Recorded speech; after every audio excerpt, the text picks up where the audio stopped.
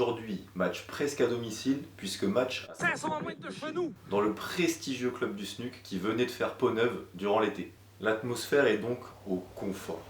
Ah, un petit détail près. Aujourd'hui, ce paisible petit quartier est hostile.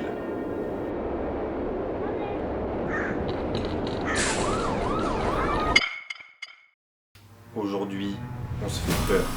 Un sol abrasif qui arrache tout le plaisir. Un adversaire faisant office de bourreau.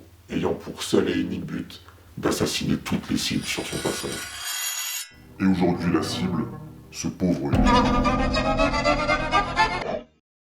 Pas de suspense donc aujourd'hui. Cette histoire relate des faits 100% réels et qui défient les lois les plus pures de l'univers. Éloignez vos enfants des écrans, on va traiter un dossier où les images peuvent heurter les plus sensibles. Bienvenue dans The Demontada Experience.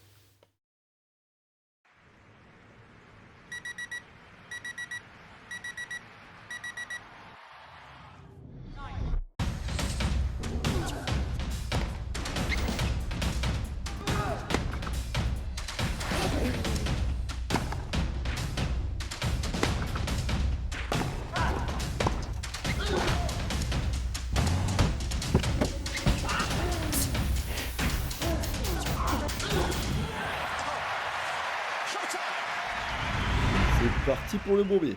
Pourquoi Bourbier, me direz-vous? Très simple. Non classé, badiste émérite, pas un duo comique, hein. Joueur de paddle et en plus tenniseux. Donc en gros, le gars est en mission. Qui dit badiste veut évidemment pas dire fan de ce bon vieux Michael, mais explosif et bondisseur. Vous pourrez le constater pendant le match, la surface vient d'être faite, le sol est bien abrasif, il stoppe plus les balles qu'un bon Kevlar. Faut se l'avouer, j'ai une moins bonne capacité d'adaptation que lui, donc je me fais vite mener 2-0, avec même 2 balles de 3-0. Mais tout doux bam. Après une erreur d'ajustement et d'engagement de sa part, et un point bien construit, on arrive à recoller à égalité. C'est le moment de lui mettre la pression.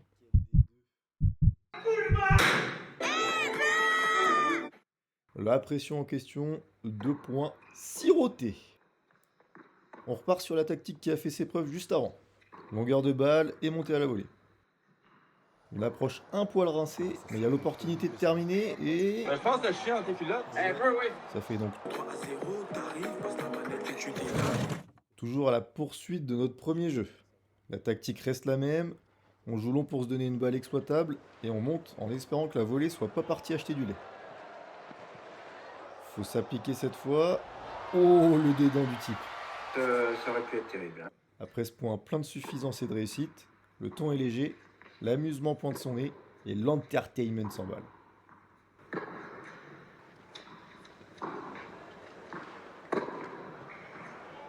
Je m'échappe un peu sur le côté là.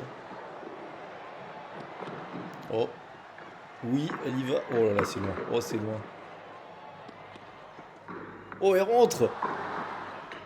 Et il finit pas. Ah, allez. Oh, les smash, ça c'est pas ma tasse de thé non plus. Hein. Oh oui. Oh là là, mais le point, mais mettez ça sur Tennis TV là. Aïe, aïe, aïe, aïe. Bon, même si on l'a perdu, ça c'est un point qui lance les hostilités. On se procure même une balle de premier jeu. Ouh, est-ce que ça s'échapperait pas ça? Arbitre? Ah, il est bien faute. On n'a pas encore le droit au bonheur. Mais on continue d'aller de l'avant. Même avec une volée incertaine, faut prendre sa chance. Ah, c'est pas mal ça. Après un joli lob de sa part et une remise plutôt efficace en retour, l'approche est belle. Ah, mais on aurait dû monter au filet. On se fait surprendre par sa longueur de balle et surtout par notre erreur tactique. À croire qu'on a un humoriste en tant que coach, quoi. It's all strategy, everything is under control.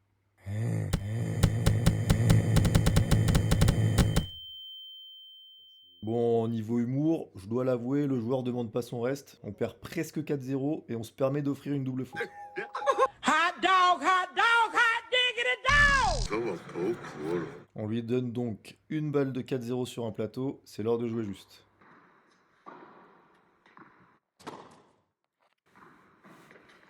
Ouais, ça c'est les balles chiantes, ça. Pas mal, hein, beau volume. On dirige bien l'échange. Il reste plus qu'à finir en finesse. Ouh, ça se joue encore à rien, ça. Arbitre. Et encore une fois, c'est dehors. Manque de réussite et peut-être manque de sécurité dans les choix. On reprend donc à 4-0. Toujours une bonne direction du point de notre côté et une défense solide côté bourreau. C'est plutôt resplendissant, faut le dire. Mais ça finit sur un événement climatique rare. Check-moi ça, la rafale. Aïe, aïe. Et la tempête est encore loin d'être finie. On loupe des balles, mais on loupe aussi des services. 2 doubles de suite, au moins on peut dire que... Je suis un homme généreux. Et à faire des cadeaux, on arrive déjà à la fin du set. Sur un point d'une construction très solide. En acier carré galvanisé. Ouais.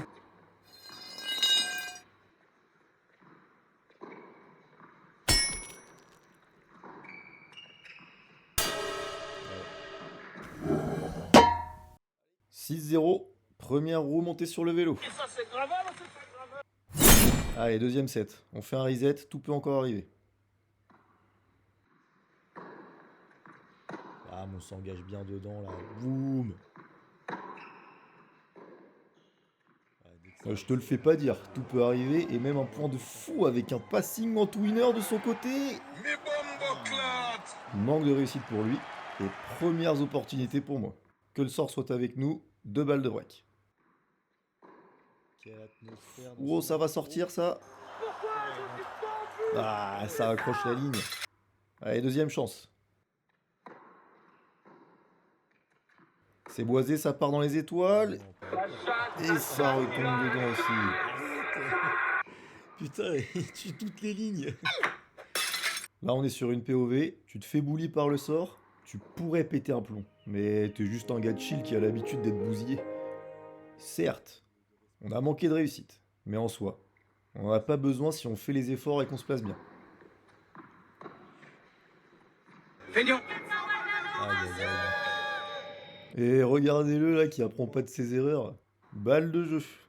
Oh, on va quand même pas se faire avoir 2 points de suite. C'est... Plus qu'à finir. Not too bad.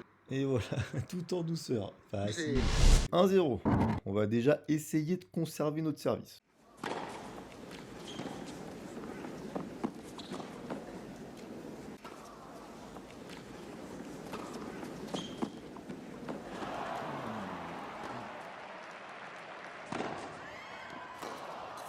Il est plutôt gentil à la volée, ça nous offre le passing. Ouh, quelle grâce! Et il loupe, sûrement désorienté par la vue de ce move d'aérobic. Malgré la touche artistique, on se retrouve en position délicate. C'est le moment d'en appeler à notre tennis assaisonné. Oh oui, la volée! C'est fin, ça pique juste assez le nez, ça c'est digne d'une somptueuse. Bon appétit. On s'octroie donc une nouvelle balle de break, où on manœuvre bien encore une fois, mais sa vitesse d'exécution et notre volée qui aura eu l'énorme espérance de vie de 1 point lui permettent de renverser la tendance. Hein? Qu'est-ce que tu fous là? Je suis terrifié.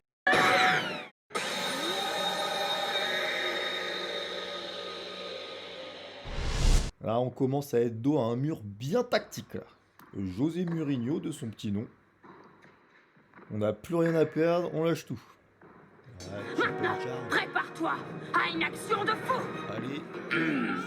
The balls are inert. Après avoir donc réorthographié Rafael Nadal en Rafale Tebal, cette fois-ci on est remis à notre place par les qualités assassines de l'adversaire.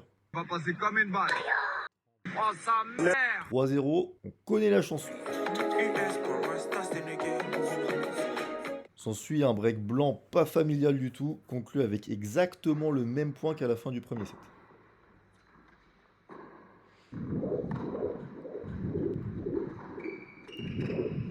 Un tout petit détail près, il allume! Je sais que ta femme est vraiment comme toi, quoi. Après s'être donc gentiment fait allumer par Vin Gasoil et ses multiples breaks, on respire et on retrouve un point où on a une belle adaptation. Oh là là. Oh la vrille. Philippe Candeloro en personne. Qui sait? Peut-être que la réussite va pointer le bout de son nez. La roue va même peut-être tourner. Va niquer ta mère, toi et la roue. Ça défile, balle de 5-0.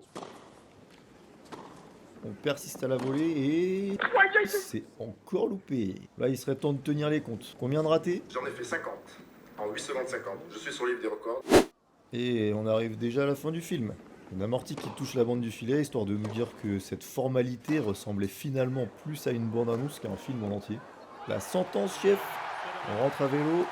6-0, 6-0. Allez, on passe au débrief.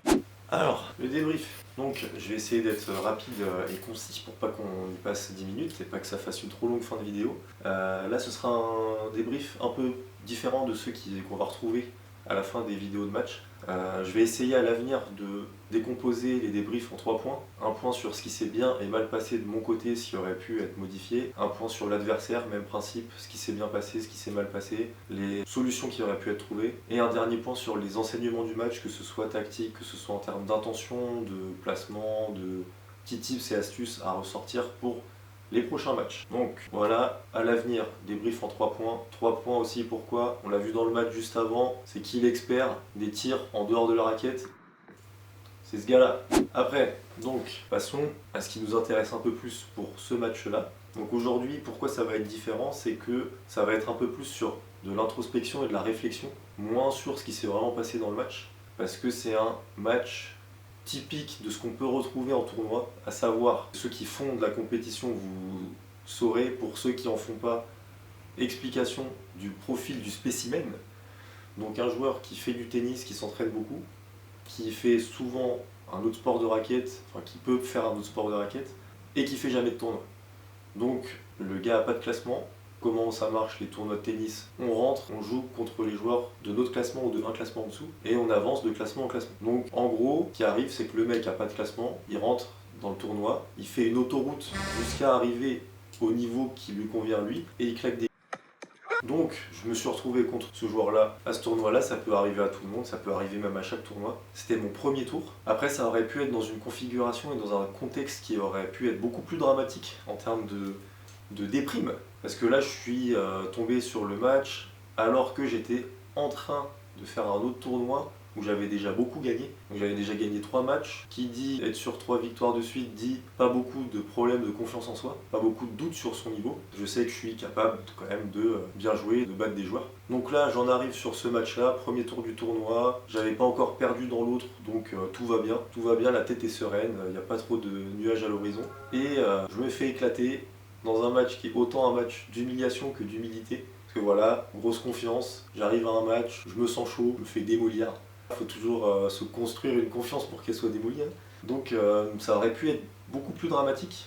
Là je relativise, je prends les choses bien avec du recul. Parce qu'au final, voilà, ce match met en lumière, et ce contexte-là, cette configuration-là met en lumière que juste un joueur parmi tant d'autres. Il y aura toujours des joueurs bien meilleurs que moi, des joueurs bien moins bons que moi. Il y aura toujours aussi des styles de jeu qui matcheront bien avec le mien. Le tennis, c'est ça, c'est un sport de confrontation, c'est un sport de match-up. J'ai mon style de jeu, il y a des styles de jeu contre lesquels je joue bien, contre lesquels je suis dans ma zone de confort, je suis pas mis en difficulté. Et à l'inverse, il y a des styles de jeu où je suis à la ramasse et j'arrive pas à m'en sortir. Donc voilà, ça met en lumière que chaque match est un match parmi tant d'autres, je suis un joueur parmi tant d'autres. Faut pas prendre le résultat du match trop à cœur, faut pas voir le match en lui-même avec des œillères de résultats. Un match, c'est énormément de paramètres à prendre en compte. Faut élargir un peu sa vision. Il y a toujours des choses qui se sont bien passées, toujours des choses qui se sont mal passées. Ça remet pas tout en cause non plus, ça remet pas tout en question. On travaille tous des choses à l'entraînement, on fait tous des efforts. C'est pas parce qu'on perd un match, peu importe de la manière dont on le perd, que ça va tout remettre en cause. Donc voilà, prendre du recul, pas subir trop la pression du résultat, ça c'est facile à dire, mais encore une fois, de toute façon, en travaillant assez, en s'entraînant assez, les résultats ils vont finir par venir. Ça peut prendre très longtemps, mais voilà, pas avoir de ressentiment dont la variabilité n'est due que au fait de gagner ou de perdre. Donc voilà, il faut tirer de ce match-là. J'ai eu de la chance, que ce soit au bon moment. Il faut que je remercie cette chance et que je fasse en sorte de pas oublier tout ce que ce match m'a apporté. C'est donc pour ça que ce débrief est différent. Voilà, Terminado, donc je sais pas vous, mais moi, J1. Slish, slish, slish, slish, l'assassine des couples ish. Slish, slish, slish, ish, se fait fumer comme le hashish. Au soir d'une belle journée, dans le club de son quartier, le bourreau débarque dans le comté, n'est pas là pour tergiverser. Un tournoi pour débuter, mais déjà 4 ciblés éliminés. Il perce le tableau et anéantit les espoirs. Tel un antagoniste, joue le rôle de l'abattoir. Ich lui arrive, confiant, sort d'un tournoi plutôt heureux. Ne marque même pas un jeu, mais paye 20 face assez coûteux. Son moteur vient de caler, surcharge, tout part en fumée. L'addition devient salée. Slish, slish, slish, slish, pas d'union, c'est pas Maastricht. Slish, slish, slish, il se force à pas être Maastricht. Dans le jeu capable de remettre au score à trouver son maître. Possible de finir heureux, mais trop heureux face au père. Heureureté car son tennis déblatère, que des arguments délétères. Le ish, ambiance grabataire, quand ça tombe se grave à terre. Pieds sur terre dans ses baskets, encaisse du jab sur basse-côte. Joue le rôle de mascotte, pris à la gorge, carotide, amygdale. Dans la force vient m'ossir, amical. Pour faire face, s'endurcir, capital. À la place de finir, visage pâle.